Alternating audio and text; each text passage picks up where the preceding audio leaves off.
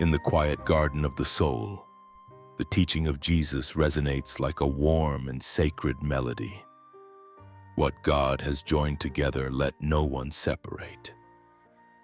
This command is not just a rule, but also a blessing, an affirmation of the beauty and resilience of a couple's love when it is fashioned by God Himself.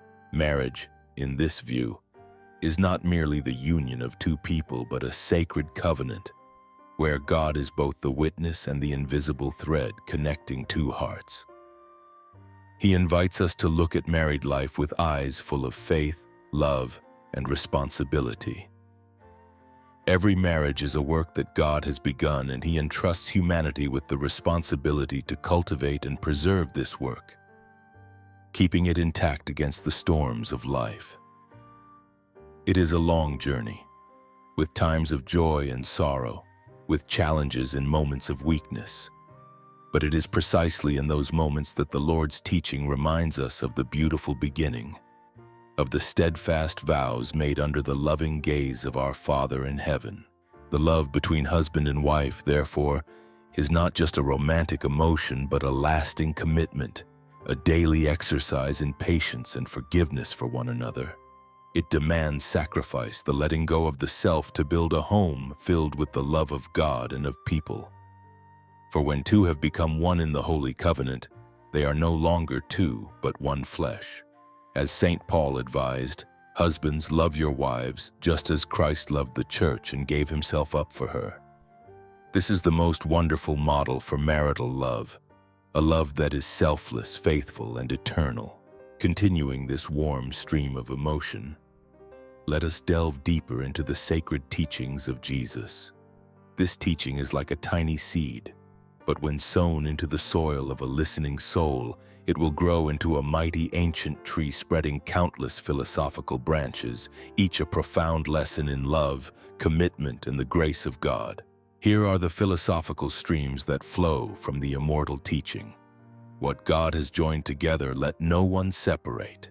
Before we begin, we kindly invite you to take a moment to subscribe to our channel to help spread this valuable content to your family and friends. We thank you, and now we invite you to listen. 1. Marriage is a holy covenant, not a worldly contract. A contract is made based on benefits and conditions. It can be terminated when one party no longer finds it satisfactory. But a covenant is a sacred oath, signed in the presence of God, based on self-donation and unconditional fidelity. It does not ask, "What do I get?" but "What can I give?" On the shore of the Sea of Galilee, as the sun was setting, the Apostle Peter saw two merchants arguing loudly over a broken business deal. He turned to Jesus and asked, "Master, is the marriage covenant like human agreements, easily torn up when there is a dispute?" Jesus picked up two pieces of broken pottery, placed them side by side, and said, "Human contracts are like these shards, Simon. They can be placed next to each other, but they remain two separate pieces and are easily separated. But the marriage that my Father creates is like two small streams. Once they have merged to become a great river, no one can point out which was the original stream. They are forever one." 2. The unity of husband and wife is a mystery of becoming one, in both spirit and body. This teaching is not just about living together or a legal bond. It speaks of a union so deep that two separate individuals become a single entity in God's plan. It is the blending of two minds, two hearts, and two lives into a single symphony. A woman named Susanna approached Jesus as He was teaching under the shade of a fig tree. She said, "Master, my husband and I live under the same roof, but our minds are worlds apart. How can we truly become one?" Jesus looked at her with a tender gaze. "My child, look at that potter. He takes two lumps of clay of different colors and kneads them together. At first, you can still see the separate streaks of color, but he continues to knead with all his patience and love. Finally, the two lumps of clay have blended into a single mass, possessing a harmonious beauty that no one can separate again. The unity of husband and wife also needs to be kneaded by patience and love in this way. 3. The foundation of marriage is not emotion, but a commitment of the will. The passionate feelings of love can come and go like waves, but commitment, the decision to love, respect, and be faithful to one's spouse every day, is the solid rock that keeps the boat of marriage from capsizing in the storms of life. Near the city of Jericho, a young man about to be married came to ask Jesus, Master, how can I keep love as passionate as it was in the beginning? Jesus pointed to a farmer who was persistently guiding a donkey pulling a plow across a dry field. He said, "You see, on beautiful sunny days, farming is joyful. But there are also scorching hot days when the ground is hard and dry, yet the farmer must continue his work. Love is not about waiting for beautiful days, but about plowing the field of marriage together. Even on the most difficult days, it is the choice to love every morning upon waking." 4. Forgiveness is the glue that mends the cracks in a marriage. Being human, no one is perfect. There will be times when spouses hurt each other. Without forgiveness, small wounds will accumulate into large cracks that cannot be mended.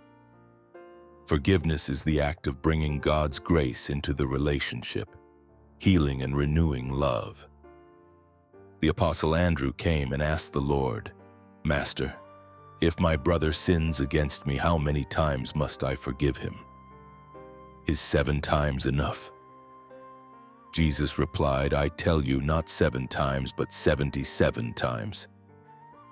He looked into the distance where a couple was mending a torn net and added, "Look at them. Every time the net tears, they don't throw it away. They patiently sit down together and mend each hole. Marriage is the same. Each mistake is a tear, and forgiveness is the strong thread that mends the net of love, helping it to once again cast for the fish of life." 5. God is the third member, invisible but most important in every marriage. When a marriage has only 2 people, it is like a 2-ply rope, relatively strong. But when God is added as the third member, that marriage becomes a 3-ply rope, and a cord of 3 strands is not quickly broken. Ecclesiastes chapter 4:12. It is His presence that brings strength, wisdom, and divine love to overcome all trials. At a wedding in a small village, Jesus and His disciples were also invited. Seeing the newlyweds looking anxious about the future, the Apostle John quietly asked, "Master, how can they keep this joy forever?" Jesus pointed to 3 strands of cord, braided together to hang a decorative lantern, and said, "One strand is easily broken. 2 strands are stronger, but 3 strands braided tightly together are nearly impossible to break." The husband, the wife, and God, when braided tightly together by prayer and faith, will create a bond that nothing can break. 6. Marital love is a journey of companionship, not 2 parallel paths. God's joining is not for 2 people to walk side by side, but to walk together on the same path. This requires sharing, listening, sacrifice, and moving towards a common goal. They bear burdens together and enjoy joys together on that journey. On the dusty road to Judea, Jesus saw a couple pushing a cart full of pottery up a hill together. The husband pushed from behind, the wife pulled from the front in rhythmic harmony. He turned to His disciples and said, "Behold the unity in labor. If only one pushed or only one pulled, the cart would be very difficult to move uphill and might even roll backward. But when they work together in one accord, the burden becomes lighter." A marriage blessed by God is also an uphill journey like this, requiring both to step in the same rhythm, in the same direction. 7. Separation often originates from the human heart, not from the will of God. Jesus once told the Pharisees that Moses permitted divorce because of the hardness of their hearts. This shows that breakdown was not in God's original plan. It is the result of selfishness, pride, impatience, and the refusal to listen to God's voice in the soul. A group of Pharisees came to question Jesus. Why did the law of Moses permit a man to divorce his wife? Jesus looked straight at them, his gaze both stern and sad. From the beginning, God did not make it so. He created them male and female, and they shall become one flesh. But it is because your hearts are as hard as the stones in this desert, refusing to receive the seeds of love and forgiveness that Moses had to allow it. You cling to human rules but forget God's covenant. Do not blame the wind for breaking the branch. Look instead at how its root has been rotten for so long. 8. Marriage is a school of holiness. The environment of marriage is where people are trained to become more like God every day. Through frictions and differences, people learn to love selflessly, to be patient, forgiving, and humble. One spouse becomes a mirror in which to see oneself and to strive for self-improvement. A blacksmith was working in a blazing forge. The sound of a hammer striking steel rang out. Jesus and his disciples passed by. He stopped, watched intently, and then said, "The love between a husband and wife is like the forging of a good sword. It needs the fire of trials to soften the stubborn ego. It needs the hammer blows of differences and conflicts to remove the impurities of selfishness. And it needs to be plunged into the water of forgiveness to become strong and sharp in charity." Through a spouse, God is forging each of us into a good instrument in his hands. 9. Protecting marital unity is an act of honoring the Creator. When people respect and preserve the strength of their marriage, they not only bring happiness to themselves but also bear witness to the wisdom and goodness of God's plan. A happy, stable family is the most living and eloquent hymn of praise to God in the midst of the world. While teaching the crowd, a child brought Jesus a beautifully woven wreath of wildflowers. Jesus held the wreath high and said, "Whoever wove this wreath did so skillfully and deserves praise." Likewise, when God unites two people in marriage, he has created a beautiful masterpiece. Whoever tries to pull out each flower to destroy this wreath is insulting the artist who created it. Similarly, whoever seeks to separate what God has joined is showing contempt for the very work of the Creator. 10. Faithful marital love is a foreshadowing of eternal love. The steadfast, enduring love between a husband and wife on this earth is a faint but true reflection of the eternal covenant between Christ and his church. It is a promise, a foretaste of the complete happiness and perfect unity that people will enjoy in the kingdom of heaven. As night fell on the hill near Bethany, looking towards the lights of Jerusalem, the young apostle John asked Jesus, "Master, what is the greatest love?" Jesus placed a hand on his shoulder and said reflectively, "Do you see the love of a husband willing to sacrifice for his wife? Of a wife who devotes herself to caring for her husband? That love is beautiful, but it is only a small candle in the night, shining in a limited way. It is an image to help you understand a greater love, the love of the shepherd who lays down his life for his sheep. A faithful marriage on this earth is a lesson to prepare the human heart to enter the eternal wedding feast of the Lamb in heaven." Before we continue with today's journey of discovery, we would greatly appreciate it if you could take a moment to leave a comment and share your feelings. If you found this content valuable, please don't forget to hit the share button to spread these positive vibes to your friends and family. And now, let's get back to the program. 11. Marital love is not about finding a perfect person, but about learning to love an imperfect person perfectly. God's joining does not mean he pairs two angels. He unites two human beings with all their weaknesses and shortcomings. The beauty of marriage lies in the fact that, in accepting and loving each other's imperfections, people become more like God, who always loves us despite our imperfections. At a vineyard near Cana, Jesus and his disciples saw a vine dresser carefully pruning the vines.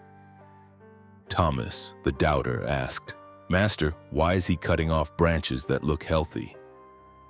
Jesus replied, "Thomas, he is not cutting them off because he hates the branches, but because he loves the vine. He prunes the weak, misplaced branches so that the lifeblood can focus on nourishing the branches that will bear good fruit.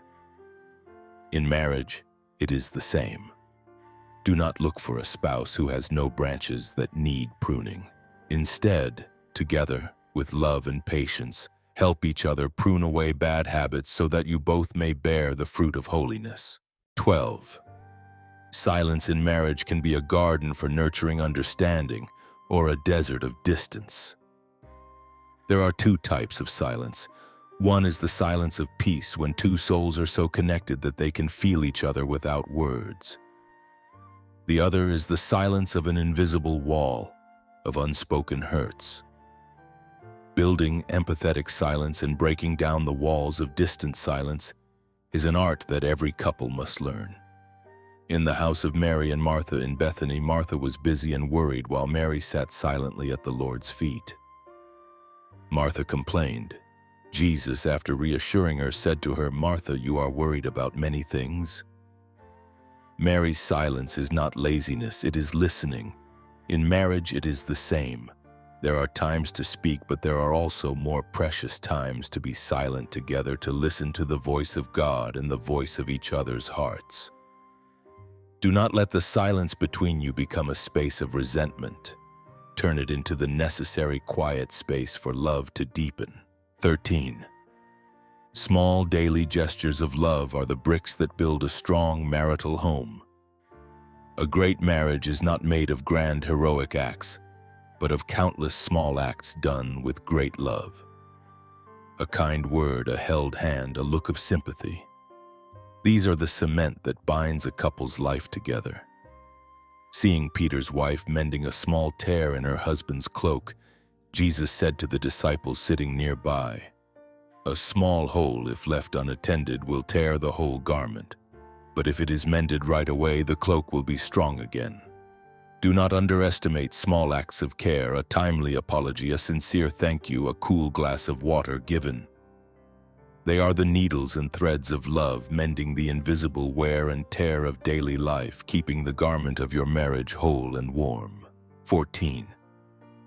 The marriage vow is not a promise for when the sky is clear, but an anchor for when the storm hits. The true value of the vow of fidelity is most clearly seen not in happy days, but in times of difficulty, illness, and failure.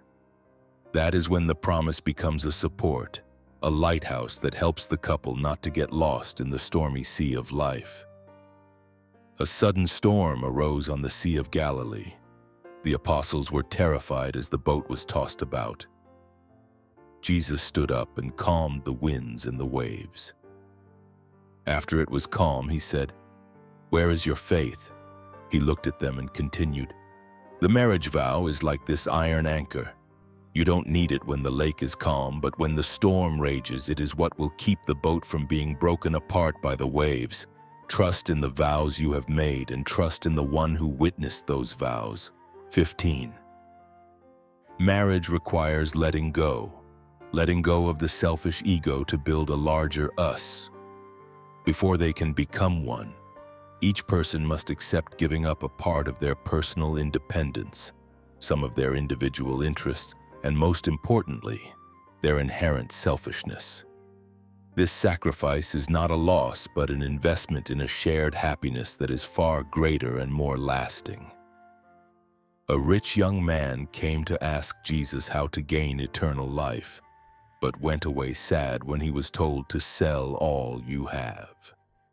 Watching him go, Jesus said to his disciples, "How hard it is for the rich to enter the kingdom of heaven." Then he added, "To enter the kingdom of marriage is also difficult. Each person must be willing to sell a part of their greatest possession, which is the self.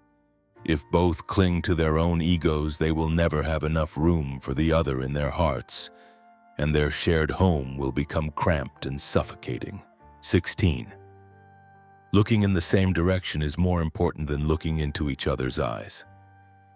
Initial romantic love is when two people are captivated by looking into each other's eyes.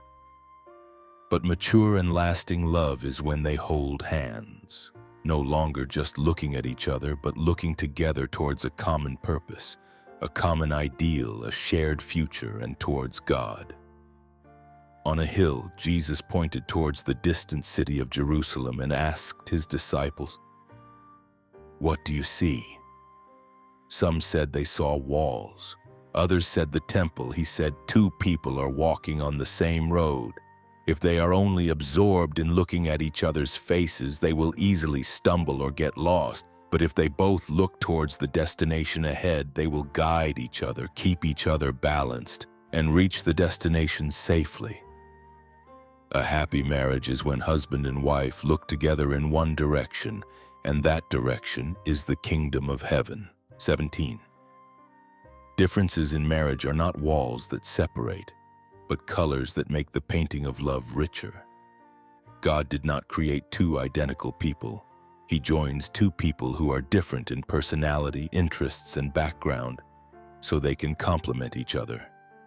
Learning to appreciate and harmonize these differences is to discover the wisdom and humor of God in creation. Jesus was sitting and talking when someone brought a lyre and a flute. He picked them up and said, "The flute produces a clear sound, the lyre a deep, warm tone. They are very different. It would be absurd to force the flute to sound like a lyre, or the lyre to sound like a flute. But when a talented musician combines them, they create wonderful music. A husband and wife are the same. Do not force the other to be exactly like you. Be a wise musician who knows how to harmonize each other's different melodies to write your own love song." 18. Your spouse's family becomes your own family. The teaching that a man shall leave his father and mother and be joined to his wife does not mean cutting off one's roots. It means an expansion of the family. Loving and respecting the parents and siblings of one's spouse is an essential part of a complete love. At the wedding at Cana, it was Mary, the mother of Jesus, who noticed the family's need and said to him, "They have no more wine." Jesus performed his first miracle. Afterward, he spoke privately to the Apostle John. "Do you see? My mother considered the concern of this new couple as her own. When you marry, learn from this. Consider your wife's or husband's parents as your own and their joys and sorrows as your own. Then you will not only have a spouse, but a whole new family." 19. Communication is not just about speaking, but also about listening to what is not said.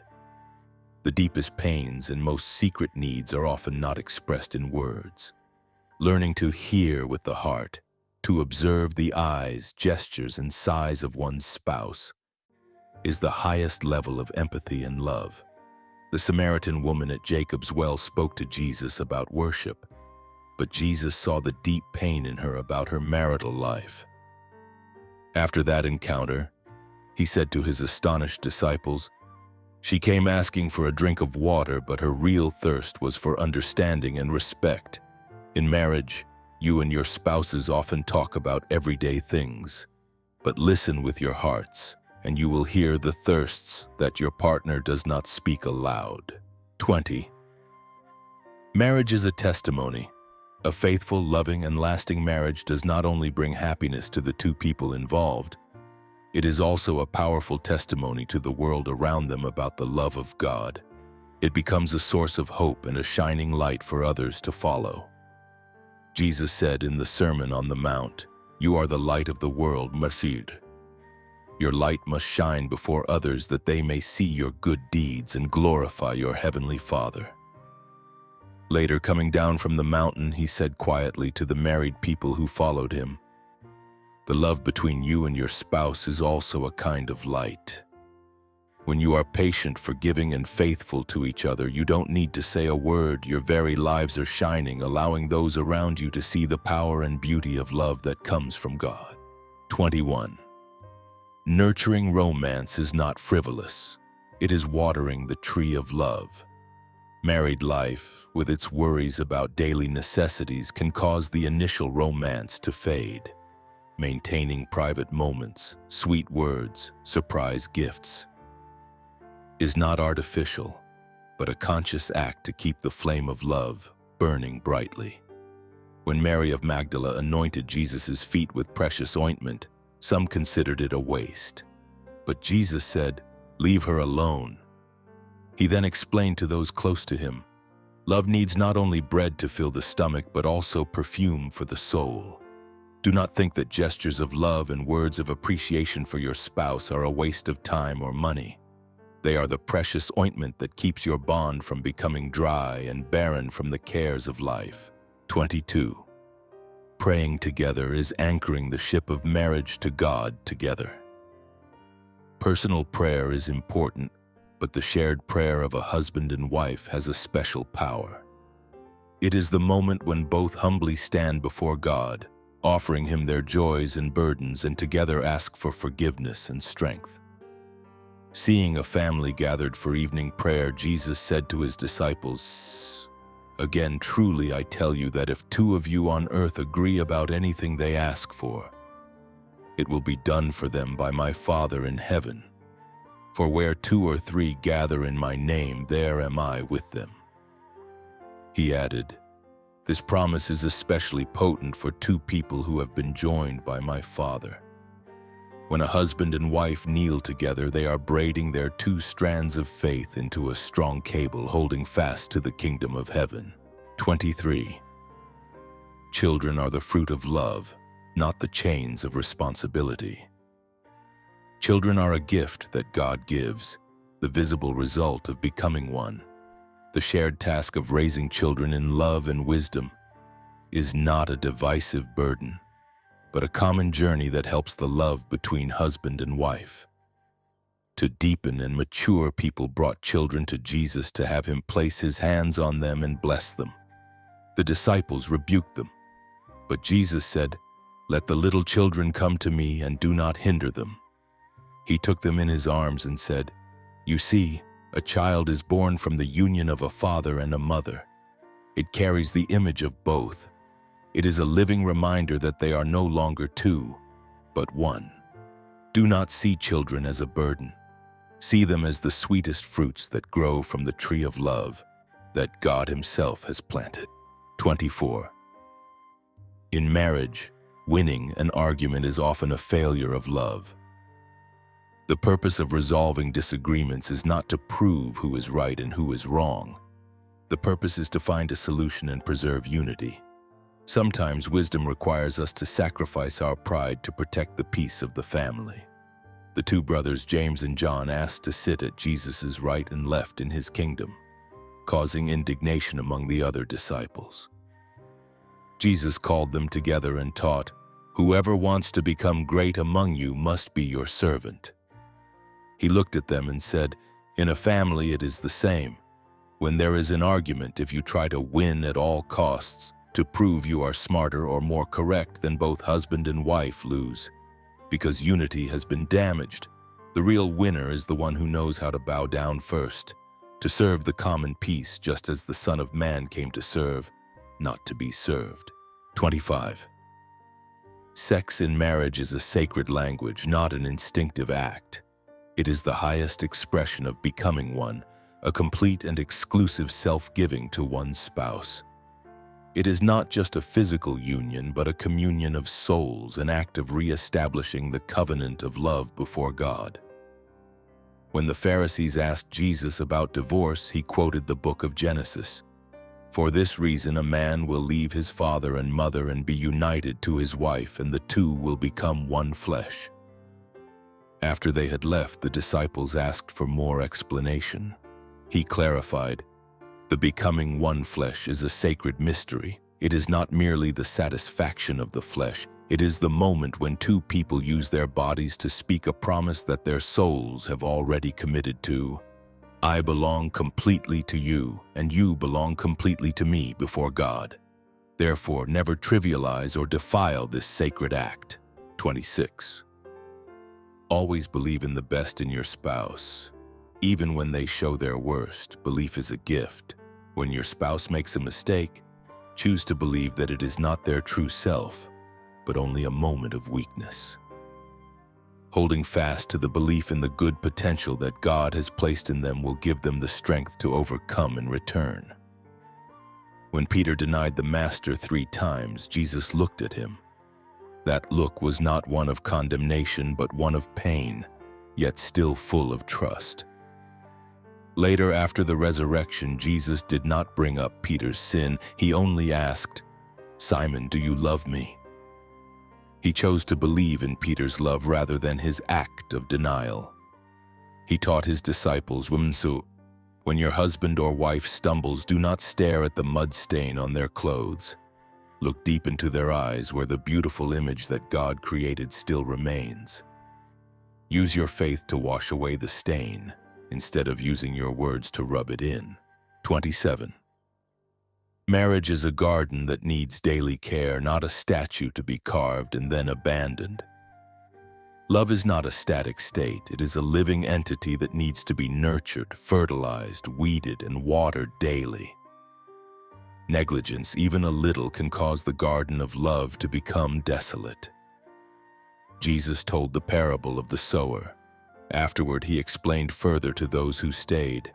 Your marriage is like the good soil. The initial vow is the good seed that has been sown. But thorns, which are material worries and worldly pleasures, can grow up and choke the seed. Therefore, every day, husband and wife must garden together. Pull out the weeds of misunderstanding, till the soil with words of encouragement, and water it with gestures of love. Do not expect a bountiful harvest if you neglect your garden. 28. Fidelity is not just about the body, but also about the mind and heart. Fidelity is not just about not committing adultery. It also means not allowing anyone or anything, work, friends, personal passions, to take the priority place in the heart that is reserved for one's spouse. It is faithfulness in thought as well. In the Sermon on the Mount, Jesus elevated the law to a new level. You have heard that it was said, "You shall not commit adultery." But I tell you that anyone who looks at a woman lustfully has already committed adultery with her in his heart. The disciples were astonished. He explained further, "Your heart is a holy temple, a place reserved for God and the spouse he has given you. True fidelity is guarding the door of that temple. Do not let impure images or desires enter, for they will defile the most sacred place of the covenant." 29. Growing old together is a privilege, not a burden.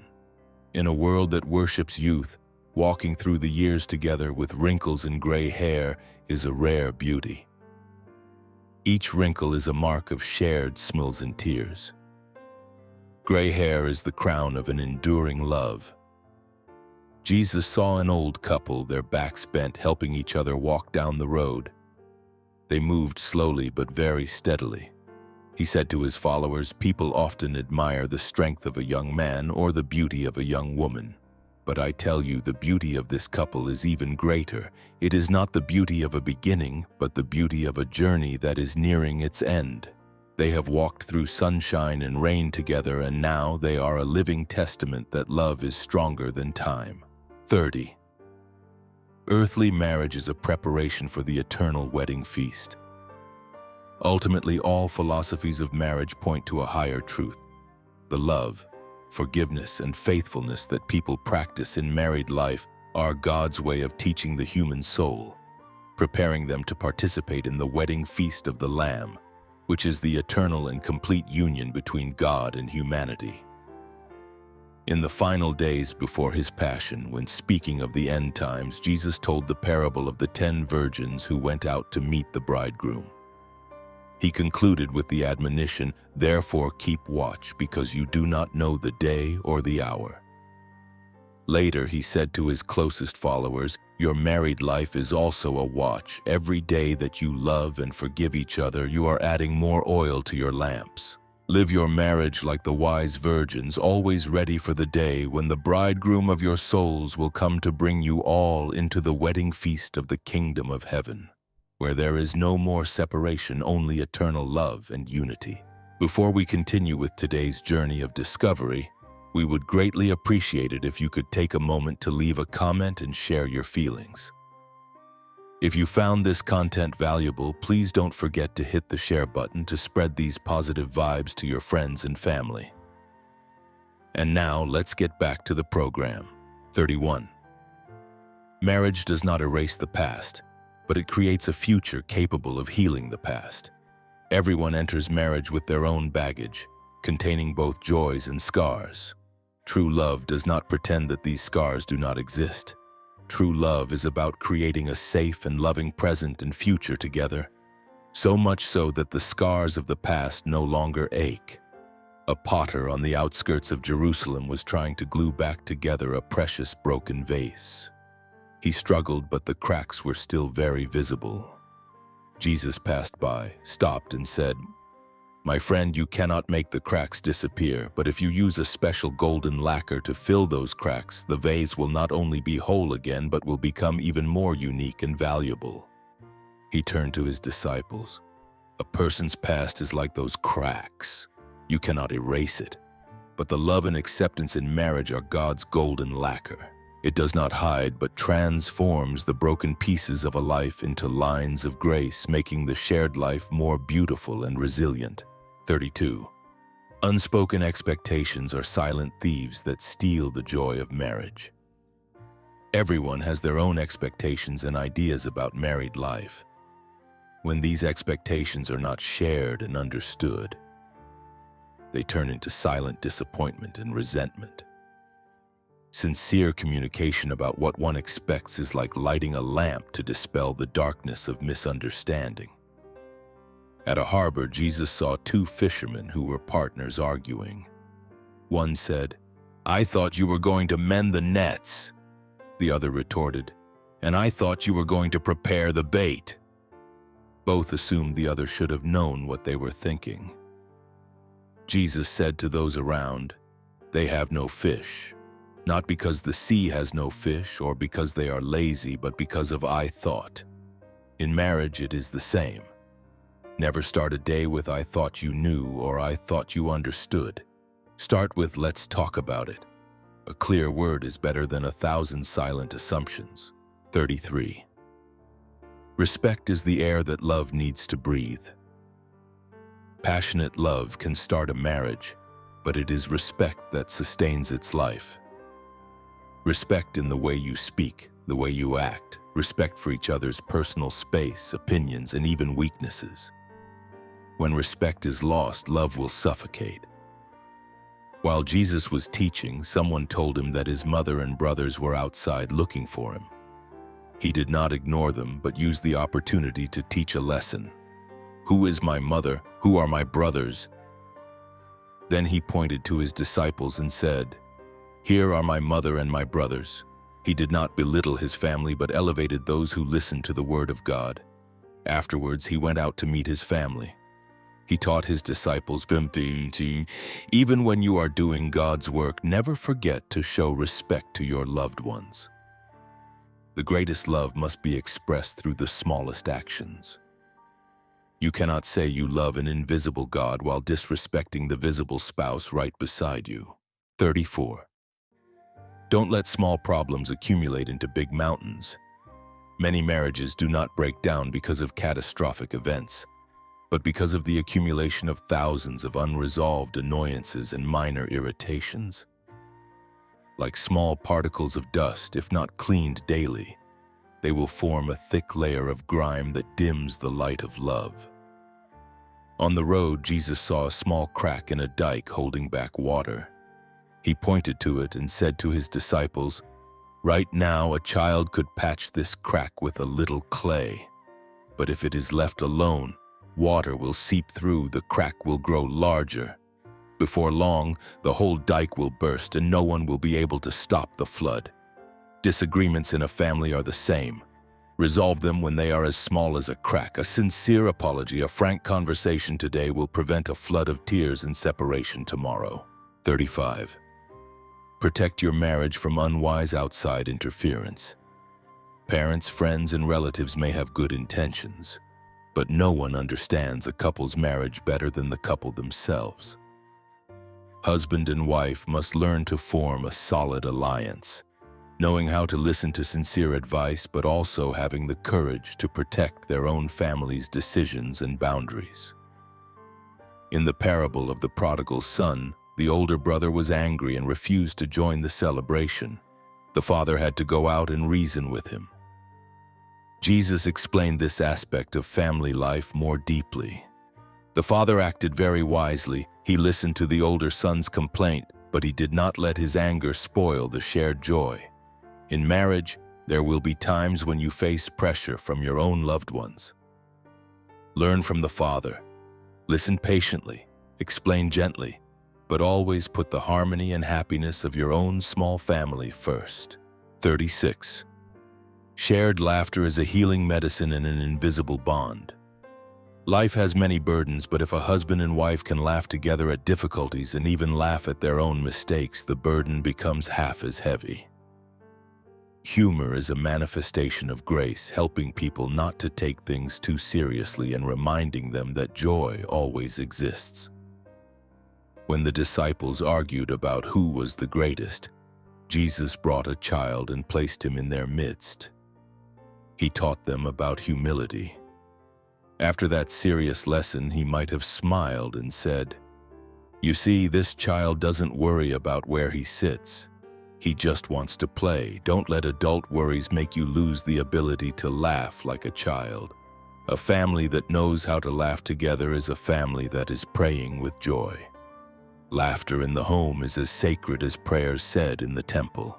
37. Managing shared finances is an exercise in trust and unity. Money and possessions are often one of the biggest sources of conflict. The way a couple handles financial matters accurately reflects their level of trust, respect, and unity. When they can manage them transparently and by mutual agreement, they are building a solid material foundation for their spiritual home. When the tax collector asked Peter if his master paid the temple tax, Jesus gave him the strange instruction to catch a fish and find a coin in its mouth to pay for both of them. He taught, "Give back to Caesar what is Caesar's, and to God what is God's." He added to Peter, "In marriage, there is a similar distinction. The money you earn is a means to live, but how you manage it belongs to God. Consider all property as shared and trusted by God. Discuss it with each other. Don't be secretive. Don't be selfish. When you can be united in the small matter of money, you will be entrusted with greater treasures of peace and happiness." 38.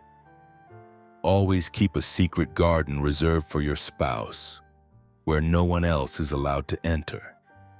This is the space of intimacy, of secrets, dreams, and even fears that are shared only between the two of you.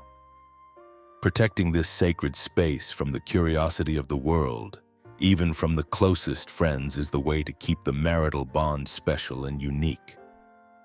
Jesus often took his three closest disciples, Peter, James, and John, up a mountain to pray or to witness important events, like the Transfiguration.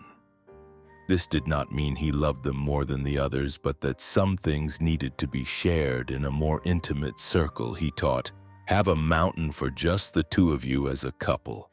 It could be the last few minutes of the day, a walk together, a place where you can share the deepest things without fear of judgment or disclosure. It is on that private mountain that you will see the transfiguration of your love." 39. Maturity in marriage is moving from loving because to loving in spite of. Initial love is often, "I love you because you are beautiful," or "I love you because you are smart." It is a love based on conditions. But lasting love is, "I love you even though I know your flaws, and I love you even though I have seen you at your weakest." This is a love that reflects God's grace. When Jesus called his apostles, he did not choose perfect men. He chose ordinary fishermen, a tax collector despised by society. He knew their weaknesses well. Peter would deny him, the others would run away, but he still loved and chose them. He said, "I have not come to call the righteous, but sinners." Apply this to marriage. I did not marry a saint, but a human being. I choose to love them, not because they are worthy, but because love itself is a gift. It is when you love, in spite of, that you become more like your Father in heaven. 40. Knowing when to seek outside help is a sign of strength, not weakness. When two people have tried their best but still cannot resolve their conflicts, turning to a wise counselor, a respected elder, or a spiritual guide is not an admission of failure. On the contrary, it is a humble and courageous act, showing that they value their marriage so much that they are willing to do whatever it takes to save it. When a man possessed by a demon could not be healed by the disciples, they brought him to Jesus. Jesus healed him. Afterwards, the disciples asked privately, "Why couldn't we drive it out?" Jesus answered, "This kind can come out only by prayer and fasting." He taught, "There are demons of discord, anger, and suspicion in marriage that the couple's own strength cannot drive out. Do not be ashamed. Humbly seek the strength of the community in prayer. Sometimes you need someone else, with faith and wisdom, to stand with you in this spiritual battle. 41. Don't compare your marriage to others. Comparison is the seed of discontent and envy. God has a unique plan and journey for each family. Focus on cultivating your own garden instead of looking over at your neighbors and wishing for their flowers. Jesus told the parable of the workers in the vineyard who were paid the same wage despite working different hours. Those who had worked since morning grumbled when they saw that those who came last received the same pay. The owner said, "Friend, I am not being unfair to you. Are you envious because I am generous?"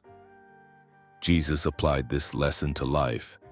Do not look at the blessings other families receive and compare them to your own. God gives to each what they need at His right time. Be grateful for what you have. True joy comes not from having more than others, but from being thankful for what you have. 42. Love is a decision that is renewed every day. Love is not an inheritance to be enjoyed without effort. It is a seed that must be planted and cared for every day. Every morning upon waking, husband and wife must consciously make a new decision. Today I choose to love, respect, and be patient with this person. When the Israelites were in the desert, God gave them manna to eat every day. They could not store it for the next day because it would spoil. They had to trust that tomorrow God would provide a new portion of bread. Jesus recalled this story and said, "Love in marriage is like manna. You cannot live on yesterday's love. Every day you must look up to the Father in heaven and ask Him to provide the manna of love for that day. And you must also resolve to gather it through concrete actions. Love is a daily bread, not a stored treasure." 43. Gentleness is not weakness. It is strength under control. In a world full of violence and harsh words, gentleness is a revolutionary strength. A soft word can extinguish anger. A kind gesture can heal a wounded heart. It is the strength of love, stronger than any sword. When the soldiers came to arrest Jesus in the Garden of Gethsemane, Peter drew his sword and cut off the ear of a servant. Jesus stopped him, healed the man, and said, "Put your sword back in its place."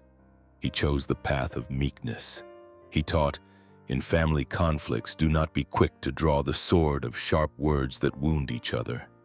True strength does not lie in making the other person silent out of fear, but in melting their heart with gentleness. Remember my teaching. Blessed are the meek, for they will inherit the earth. That promised land, first and foremost, is the peace in your own family. 44. Facing suffering together binds two hearts with an unbreakable cord. Joy brings people together, but it is shared suffering that creates a profound unity.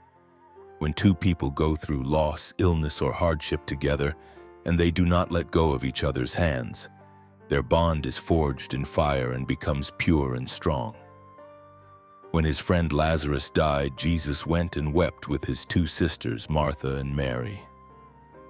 He did not stand apart from their pain. He entered into it with them. It was in that deep empathy that the power of resurrection was shown. He taught, when your spouse is suffering, don't just offer empty words of advice. Go and weep with them. Sit down, be silent, take their hand, let their pain soak into your heart. It is when you walk together through the valley of the shadow of death that you will discover that your love is stronger than death itself. 45. The family is the first place where people learn about God. The way a husband loves his wife is the first lesson for children about Christ's love for the church. The way a wife respects her husband is the first lesson about loving obedience. The way parents forgive each other is the most vivid lesson about the mercy of God the Father. The home becomes a domestic church. Jesus said, "Let the little children come to me." He did not just want them to come to him alone. He wanted them to come through their parents. He taught parents, "You are the first apostles to your children. Before they hear about me in the synagogue, they have seen me in the way you live and love each other." Don't just teach them to recite prayers, show them how those prayers are lived in your own home. The faith you pass on to your children is not a set of rules but a legacy of love. 46.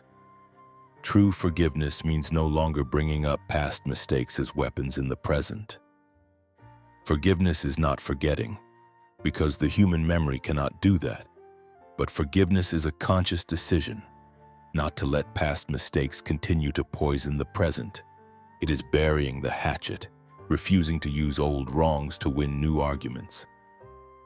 When the woman caught in adultery was brought before Jesus, he wrote something on the ground and then said, "Let any one of you who is without sin be the first to throw a stone at her." Then he bent down and wrote again. The accusers left one by one. He said to the woman, "Then neither do I condemn you. Go now and leave your life of sin." He did not bring up her sin again. He gave her a new future. He taught, "When you have forgiven your husband or wife, do as I have done. Bend down and write it in the sand. The waves of time and love will wash the marks away. Do not carve their mistakes in stone to carry with you for the rest of your life." 47. Love must constantly grow, or it will begin to die. There is no static state in love. Every day it either deepens or becomes more shallow. Complacency, thinking we are fine, is the most dangerous enemy of marriage. Always seeking new ways to understand each other, serve each other, and grow together is the condition for love's survival. Jesus told the parable of the talents. The servant who received 5 talents went and gained 5 more. The one with 2 talents did the same. But the servant who received 1 talent went off, dug a hole in the ground, and hid his master's money and was rebuked. Jesus said, "The love that God gives you on your wedding day is like a talent. It is not for you to bury or hide for fear of losing it. You must put it to work, investing time, effort, and creativity to make it grow. A love that does not grow is a love that is being buried alive." 48. Gratitude is the oil that lubricates the wheels of the marriage carriage. Ingratitude and taking things for granted create friction and make the shared journey heavy and tiring. A sincere thank you for a meal, for an act of care, for the other's presence, will make everything lighter and more joyful. When Jesus healed 10 men with leprosy, only 1 came back to give thanks. Jesus asked, "Were not all 10 cleansed? Where are the other 9? He was not demanding, but he showed the importance of gratitude. He taught, in daily life, spouses do countless things for each other. Never consider it a duty, see it as a gift. Every day, find at least 1 thing to say thank you for to your spouse. Gratitude will open your eyes to see the blessings you have, instead of focusing on what you lack." 49. Renew your marriage vows not just with words, but with actions every day. The vows on the wedding day are not a destination, but a starting point. Every day, through patience, fidelity, and service, husband and wife are reliving and reaffirming the vows they made. They are marrying each other again in every moment of their lives. After his resurrection, Jesus appeared to Peter by the sea. He did not rebuke him for his denial. Instead, he asked him 3 times, "Simon, do you love me?" Each time Peter answered yes. It was a chance for him to renew his love and commitment. Erasing the three denials, Jesus taught, there will be times when you deny your marital love through anger, selfishness, or indifference. Do not despair. Come to each other, look into each other's eyes, and ask the fundamental question again. Do you still love me? And answer not just with words, but with the resolve to feed each other's sheep, which is to care for and serve one another. 50. A marriage faithful to the end is a masterpiece woven by God and two human beings. Looking back on a marriage that has completed its journey, one sees not just the efforts of two people. One sees a tapestry woven with countless threads. The golden thread of joy, the black thread of sorrow, the red thread of passion, the white thread of forgiveness. And running through it all, shimmering, is a thread of tinsel. Invisible yet holding the entire tapestry together, the thread of God's grace. As he neared the end of his earthly mission, Jesus looked up to heaven and prayed, I have brought you glory on earth by finishing the work you gave me to do. He was faithful to the end. He taught his disciples, your greatest mission may not be to perform great miracles, but to live out your vocation fully. For those called to married life, and finishing the work is to love and be faithful to your spouse until your last breath, when you can stand before the Father in heaven on the last day, hand in hand with your spouse, and say, Father, we have finished. That will be the most powerful and beautiful testimony to the power of his love. 51. To love another, one must first learn to face oneself. One cannot give what one does not have. A person cannot offer peace if their soul is full of storms. A person cannot give acceptance if they hate themselves. The journey of marriage is also a journey of self-discovery and self-healing. In order to love one's spouse with a free and whole love, not a love that stems from neediness, two marble pillars were erected to support an archway of the synagogue. One was leaning slightly. The master builder said, if we don't straighten this pillar, not only will it fail to support the arch, but it will add more weight and pull down the other pillar as well. Jesus, standing there, overheard and said to his disciples, in marriage, each person is a pillar. Before you can support the arch of the family together, make sure each of you is standing straight in the truth of yourselves before God. Do not expect your spouse to fill the voids in your soul. Only God can do that. Let him set you upright, and then you will be an unshakable pair of pillars. 52. Patience is not just waiting, but keeping the right attitude while waiting. There will be winters in marriage, when love seems to grow cold, when change in a spouse seems never to come. Patience is not passive resignation. It is an act of faith, trusting that God is still working silently, and keeping one's heart soft, hopeful, and loving even in the darkness. A farmer was looking at his dry, cracked field, anxiously waiting for the late rains. The Apostle Matthew asked the Lord, Master, can he do nothing but wait? Jesus replied, No, Matthew. While he waits for the rain, he still goes out to the field to pull weeds, repair the fence, and prepare his tools. He waits actively. Patience in marriage is the same. While you are waiting for your spouse to change or for a difficult phase to pass, don't sit still and complain. Continue to pull the weeds of your own bad habits, repair the fence of healthy boundaries, and prepare the tool of your loving heart. Wait with the faith that God's springtime will surely come. 53. Love is not a feeling, it is an art and a discipline. The feeling of love can come naturally, but to maintain love requires skill and practice. It is the art of listening, the discipline of forgiveness, the art of encouragement, the discipline of keeping promises. Like any artist or athlete, spouses must practice love every day to become more skilled. In the temple courtyard, Jesus watched the Levites practicing their singing of the Psalms. They sang the same verse over and over to achieve perfect harmony. He said, They do not sing by inspiration alone. They sing through disciplined practice. Love also needs to be practiced in this way. Do you think Joseph the carpenter, my father, could create a beautiful table just from inspiration? No, he had to train his hands for many years. Don't just rely on the feeling of being in love or not. Ask yourself, how have I practiced the art of love today? 54. To love is to give the other person the space to be themselves, not to turn them into a copy of yourself.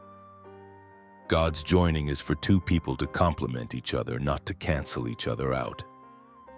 Trying to control or change a spouse to fit one's own will is an act of pride going against the intention of the Creator, who made each person unique and precious. True love is the joy of seeing the other person grow and shine as their true self. A boy caught a beautiful nightingale and put it in a cage. He loved it very much, but the bird no longer sang. Jesus saw this, approached and said, "Do you love its song or do you love possessing it?" He gently opened the cage door. The bird flew out, perched on a nearby branch, and began to sing its beautiful song. He said, "Love is not a cage, even if it is made of gold. Love is a sturdy branch where your spouse can safely perch, freely sing their own song, and know they always have a place to return to." Give each other space to fly, and you will hear the most beautiful love songs. 55. Unspoken kindness is more powerful than 1,000 eloquent words. An act of kindness, a gesture of tender care when the other is tired or sick, is worth more than all the promises or speeches about love. Kindness is love made concrete, the gospel preached without words within the family. In the parable of the Good Samaritan, the Samaritan did not stop to lecture about compassion. He acted. He bandaged the wounds, put the injured man on his donkey, took him to an inn, and took care of him. Jesus emphasized, "Go and do likewise." He taught married couple, when your spouse is in distress due to work pressure, illness, or sadness, don't just offer empty words of comfort. Be a good Samaritan. Bandage them with a hug. Put them on your donkey by taking on some household chores.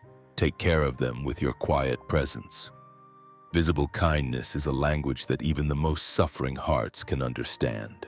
56. Don't make your spouse your God. No human being can fill all our needs, heal all our wounds, and bring us absolute fulfillment. Placing such an invisible and unreasonable burden on a spouse's shoulders is a sure formula for disappointment. Only God is the source of living water. A spouse is a precious companion who walks with us to that source. The woman at Jacob's well had had 5 husbands and still had not found peace. She was looking for satisfaction in human beings. Jesus pointed her to another source. Everyone who drinks this water will be thirsty again, but whoever drinks the water I give them will never thirst. He teaches us, you marry but never stop coming to Jacob's well to meet me every day. If you expect your spouse to quench the deepest thirst in your soul, you will exhaust both of you. But when you both draw water together from my well, you will always have enough freshness to give to each other. 57. Shared vulnerability is the bridge that connects 2 souls. Daring to let your spouse see your weaknesses, fears, and even failures is an act of ultimate trust. Defensiveness and concealment create distance. Openness and vulnerability build a deep intimacy that is unparalleled. When Jesus foretold his passion, Peter took him aside and began to rebuke him. Peter wanted a strong, invincible Messiah, but Jesus showed his disciples that the path to glory must pass through vulnerability and the cross. He taught, in marriage you often want to show your strongest side, but the true strength of your unity lies in daring to share your own passions with each other. When a husband dares to say, I'm scared, then when a wife dares to admit, I can't do it, that is not when they are weakest, but when the bond of their marriage becomes strongest. 58. Build a private language together. Every happy marriage has its own private dictionary, inside jokes that only the two of them understand, affectionate nicknames, memories encoded in a single word. These are the invisible threads that weave a private and unique world, affirming that we are a special entity, unlike any other. Jesus gave Simon a new name, Peter, which means rock. This name carried a special meaning between master and disciple, a promise and a mission. It became part of their private language. He taught, create your own stones of memory, have names, stories, songs that when mentioned make only your two hearts stir. These things are like secret milestones on your journey, which no one can take away, and they will remind you of your love in times of trouble. 59. Love is a sentinel, always vigilant against anything that could harm unity. The unity of husband and wife is always threatened by enemies from outside, unhealthy relationships, wrong passions, and from within, selfishness, pride. Mature love is not naive, but is always alert and courageous in defending the boundaries of the marriage. When praying in the Garden of Gethsemane, Jesus said to his disciples, "Watch and pray so that you will not fall into temptation." He knew the danger was near. He also taught, your family is a sacred garden. There will always be little foxes trying to sneak in and cause damage. It could be a careless word from an outsider, a small jealousy, or a bad habit. Watch together. Don't fall asleep in complacency. Pray for the wisdom to recognize threats and the strength to protect your garden together. 60. Learn to love the different versions of your spouse through the seasons of life. The person they are at 20 will be different from the person they are at 40 or 60. Faithful love is a commitment to love not only the person you married, but also the people they will become in the future. It is a dynamic love, always ready to discover and embrace the changes in one's spouse. Jesus saw Peter as an impetuous fisherman, a zealous apostle, a weak denier, and finally a courageous shepherd. He loved all those versions of Peter. He said to him, when you were younger, you dressed yourself, but when you are old, someone else will dress you. He showed that he knew and loved Peter's future self as well. He taught, do not frame your spouse in the picture of the past. Grow with them, grow old with them. Be curious and joyful in discovering the new beauties, the new wisdom that time and God are sculpting in them. 61. Become the safest place for each other. The outside world is full of judgment, competition, and criticism. The family must be a sanctuary, a place where each person can take off all masks, all armor, and be completely themselves without fear of rejection. Husband and wife must be the protectors of each other's honor and each other's biggest cheerleaders. When the sinful woman came to anoint Jesus with perfume, the Pharisees criticized her. But Jesus defended her. He turned a socially condemned act into a memorable act of faith. He became a safe place for her. He taught, when the whole world turns its back on your husband or wife, your home must be the one place they find acceptance. Be their defense lawyer against critics, their physician to heal the wounds the world inflicts, and their most loyal fan even when they fail. 62. Unity does not mean being identical, but being in harmony. A good orchestra is not good because all the instruments are the same, but because each different instrument plays its part correctly to create a harmonious symphony. So it is with husband and wife. Unity is when two different personalities resonate together to create something more beautiful and greater than themselves. When speaking of the church, St. Paul, who learned from Jesus, used the image of a body with many different parts. Jesus also used similar images. He might have pointed to a colorful tapestry and said, if this tapestry were only one color, it would be monotonous. It is the combination of blue, red, and yellow threads that creates its beauty. Do not be annoyed because your spouse does not think or act like you. Thank God for that difference. Learn to weave your different threads together, and you will create a unique and vibrant tapestry of marriage. 63. Extend the loving embrace of the family outward. A healthy marriage is not a closed-off island for two. Their love, when it is full, will naturally overflow to those around them. Their home becomes a place of hospitality where the lonely, the suffering, or those in need of comfort can come and feel the warmth of God's love and human love. When Jesus came to the house of Zacchaeus, the tax collector, he brought salvation to his entire household. The home of a sinner became a place where grace occurred. He taught, "Do not build walls around your house, build a wide open door. Your marital love is not a treasure to be hidden. It is a lamp to be put on a stand to give light to those outside as well. Let your home become a little Bethany, where the weary can find rest and the doubtful can find faith." 64. The wisdom of a long marriage is a gift to the younger generation. Couples who have spent decades together possess a treasury of experience and wisdom that no book can teach. Sharing their lessons, stories, and even their mistakes with younger couples is a way for their legacy of love to live on and bear fruit. In the temple, there were two elderly people, Simeon and Anna, who had waited for the Messiah their whole lives. When the infant Jesus was presented, it was they who recognized and prophesied about him. The experience and faithfulness of old age had given them insight. Jesus would later teach his disciples to respect the elders. He taught, "The wrinkles on the faces of older couples are pages of a book recording a journey of faith. Go and read those pages. Their experience is a torch to light your way. And you, when you have traveled a long road, do not keep that torch for yourselves. Pass it on to those who come after you." 65. Joy is found in the journey itself, not just at the destination. Many people peg their happiness on future goals, when we have a house, when the children are grown, when we retire.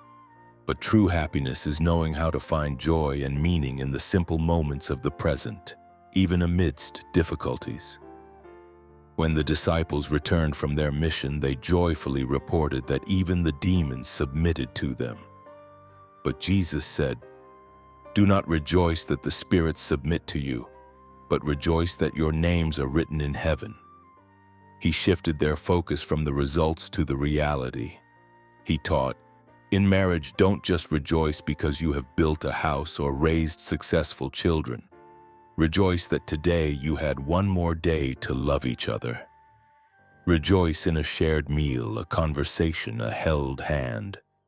Happiness is not a treasure at the end of the road. It is the gold coins you pick up at every step of the way." 66. Generous love gives without keeping score. True love is not a tit-for-tat exchange of you do this, I'll do that. It has the spirit of giving without expecting anything in return, of serving for the joy of the one you love. The calculation of who does more, who sacrifices more, is a poison that kills the freedom and generosity of love. Jesus told the parable of the merciful father. When the prodigal son returned, the father did not ask, "What did you do with my property?" He just threw his arms around him and celebrated. His love was completely unconditional. Jesus taught, "Love each other with the love of the Father." Don't keep a ledger of your spouse's mistakes or contributions. Tear it up. Every day, ask yourself, what can I give today without expecting anything in return? A generous love like that will make your treasure in heaven rich. 67. Be deeply rooted in faith so that no storm can knock you down. The foundation of a marriage cannot be shifting emotions or circumstances.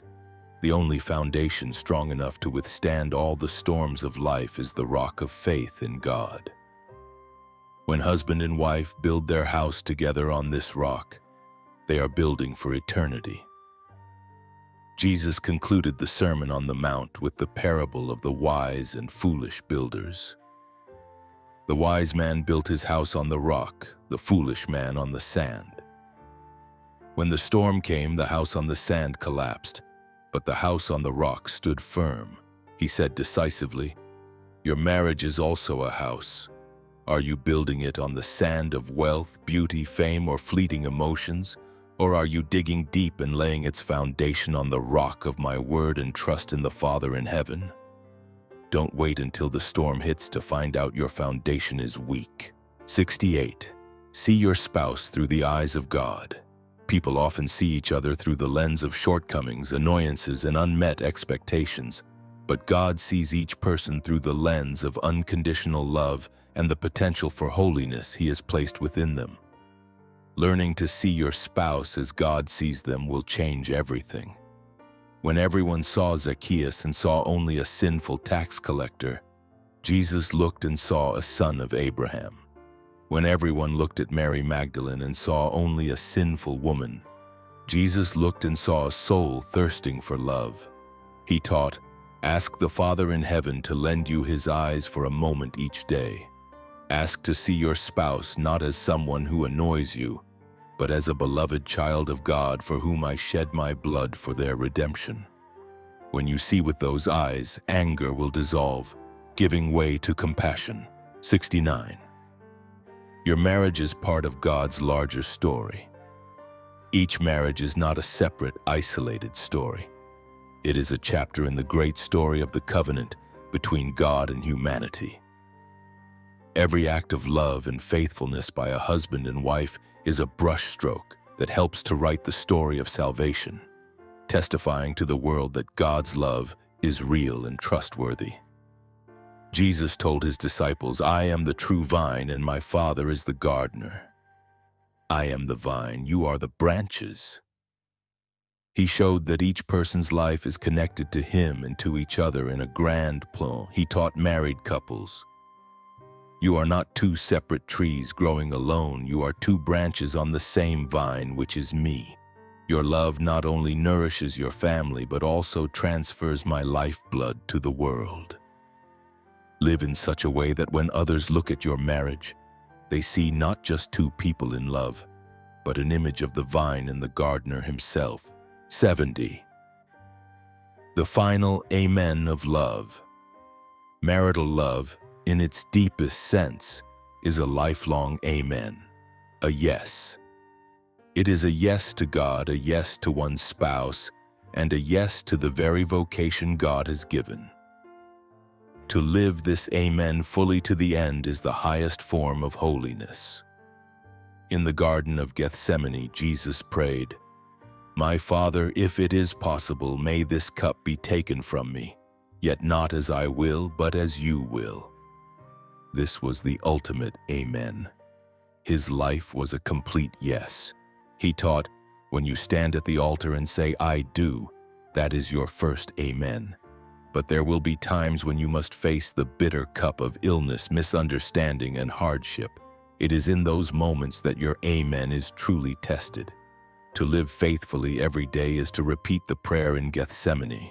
"Father, not my will, but may our love be made perfect according to your will." A married life that ends in such faithfulness is the most triumphant amen, echoing into eternity. So we have completed a long and profound journey through 70 philosophies inspired by the sacred teaching of Jesus. What God has joined together, let no one separate. Hopefully, through each story, each explanation, each of us has found a map, a source of light to illuminate and warm the garden of the Holy Covenant that God has entrusted to us personally.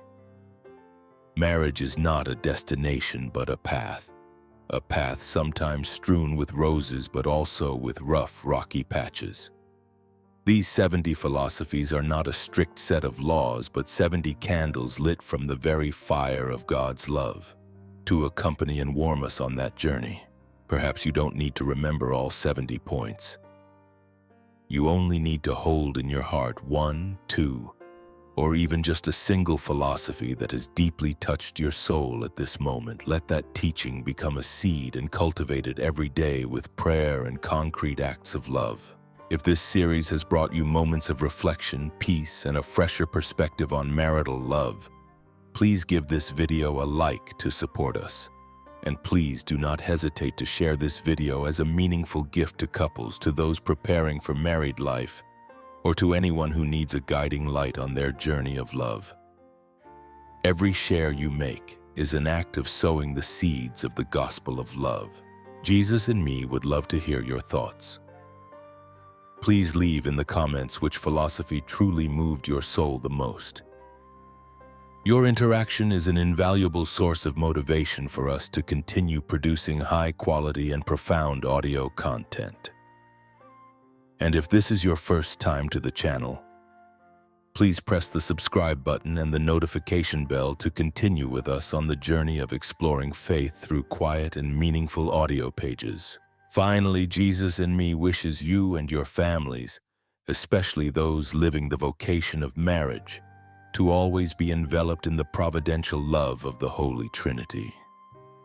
May your home always be a haven of peace, forgiveness, and abundant laughter. Sincerely, we bid you farewell and look forward to seeing you in our next programs on the Jesus and Me channel.